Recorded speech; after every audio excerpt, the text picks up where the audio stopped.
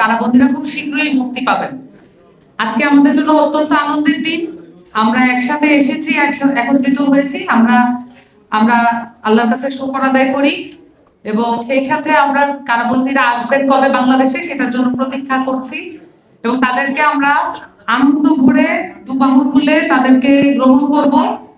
আমাদের দেশে তারা আসছেন, এইটার জন্য আমরা অপেক্ষা করছি। সরকারের প্রতি আহ্বান থাকবে যাতে তাদেরকে যে বরণটা করা দরকার, তাদের বীর বেশে বরণ করা দরকার, সেটার বিষয়ে সরকারের একটা আগ্রহ থাকবে। সেই সাথে এনসিপি ডায়াসপোরা অ্যালায়েন্স এবং সেই সাথে জাতীয় যুব শক্তি ফিলগড়াই অ্যালায়েন্স যারা কাজ করেছে তারাও থাকবে। কিন্তু এনসিপির জায়গা থেকে প্রবাসীদের ভোটাধিকার নিয়ে দেখেছেন যে যেখানে ঐকমত্য কমিশনে যে আলাপচারিতা ছিল, সেখানে এই যে প্রবাসীদের ভোটাধিকার নিয়ে এনসিপির যে সোচ্চার ভূমিকা, সেটার কারণে আমরা বাংলাদেশের প্রথম প্রবাসীদের ভোটাধিকার পেতে যাচ্ছি। এবং সেই সাথে বাংলাদেশে প্রবাসীরা 20 থেকে 22 বিলিয়ন ডলার প্রত্যেক বছর এখানে রেমিটেন্স পাঠান এবং যেটা আসলে বাংলাদেশের মূল চালিকা শক্তি এবং বৈদেশিক মুদ্রার যে মূল চালিকা শক্তি, সেটা আসলে আমাদের যে প্রবাসীরা যারা বিভিন্ন দেশে আছেন, বিশেষ করে মিডল ইস্ট থেকে এই অঞ্চলটাতে বাংলাদেশের প্রবাসীরা একদম দিনে রাতে খেটে এই টাকাগুলো আমাদেরকে বাংলাদেশের উন্নয়নের কাজে যাতে সহায়তা হয় এই জন্য তারা অবদান রাখেন। কিন্তু আসলে আমরা এনসিপির পক্ষ থেকে প্রবাসীদের ভোটাধিকার শুধু না, তাদের যে নাগরিক মর্যাদা, তারা যেই দেশেই থাকুন না কেন সেটার নাগরিক মর্যাদা নিয়ে কথা বলা কিন্তু আমাদের কাজ। বাংলাদেশ থেকে অন্য দেশে কাজ করতে যাওয়ার ফলে তারা এই দেশের নাগরিকত্ব থেকে কিন্তু বাদ যান না।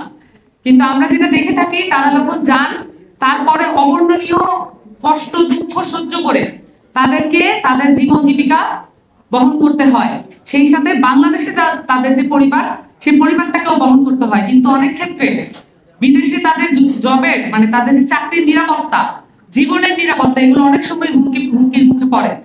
বিশেষত অনেক ক্ষেত্রে আমাদের এখান থেকে আমাদের নারীরা যান বিভিন্ন দেশে, তাদের জীবনের নিরাপত্তা অনেক সময় হুমকির মুখে পড়ে। এনসিপি চায় পলিসিগত জায়গা থেকে, অধিকার আদায়ের জায়গা থেকে এই বিষয়গুলো নিয়ে যাতে গভর্নমেন্ট লেভেলে একটা কাজ হয় এবং আমরা সেই দায়িত্বগুলো নিতে চাই।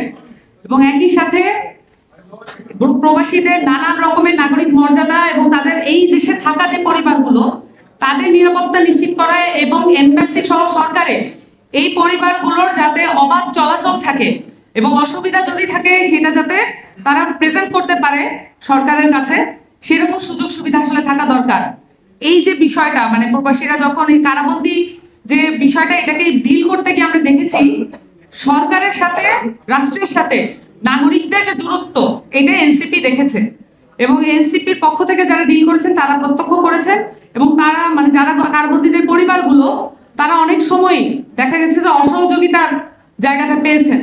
আমরা চাই রাষ্ট্র এবং সরকার তাদের যে প্রতিষ্ঠানগুলো সেগুলো নাগরিকদের কাছে অ্যাক্সেসেবল হবে এবং নাগরিকরা সেখানে নিজেদের যে চাওয়া এবং অধিকার সেগুলো বাস্তবায়ন করতে তারা যেতে পারবে। সেই কাজগুলো এনসিপি করতে চায়। আমি এনসিপির যে ডায়াসপোরা অ্যালায়েন্স তাদেরকে বিশেষভাবে ধন্যবাদ দিব। তারা এই বিষয়টা নিয়ে লেগেছিলেন এবং এক মুহূর্তের জন্য এই পরিবারগুলোর কথা মাথা থেকে সরিয়ে দেননি এবং সেই সাথে জাতীয় যুব শক্তি যুবদেরকে নিয়ে কাজ করে, তারাও এই একই সাথে এই কাজটাতে ফুললি ইনভলভ ছিলেন এবং তারা একসাথে মিলে যে বীরভূপালী অ্যালায়েন্স করেছিল সেটার ভিত্তিতে আমরা এখন এই জায়গাটা পর্যন্ত আসতে পেরেছি। কিন্তু সেই সাথে মনে করিয়ে দিতে হবে মামলাগুলো এখনো চলমান এবং এই মামলাগুলো যদি উইথড্র করা না হয়, অনেকের এখানে ব্যবসাপাতি ওই দেশে রয়ে গেছে, তাদের ব্যবসাপাতিগুলো বাজেয়াপ্ত হয়ে যেতে পারে, এটার একটা আশঙ্কা আছে। দ্রুততম সময় যাতে মামলাগুলো তুলে নেওয়া হয় এবং এই যে পরিবারগুলো তাদের যাতে একটা ব্যবস্থা করা হয়। বিশেষত যে কারাবন্দী শহীদ হয়েছেন তার পরিবারের দায়িত্ব মানে সব আগে নিতে হবে। এটা এখন আমাদের টপমোস্ট প্রায়োরিটি। এটার জন্য আমরাও কথা বলবো, আপনারাও যার যার ফোরাম থেকে কথা বলবেন। সকলকে আসার জন্য অসংখ্য ধন্যবাদ। আসসালামু আলাইকুম।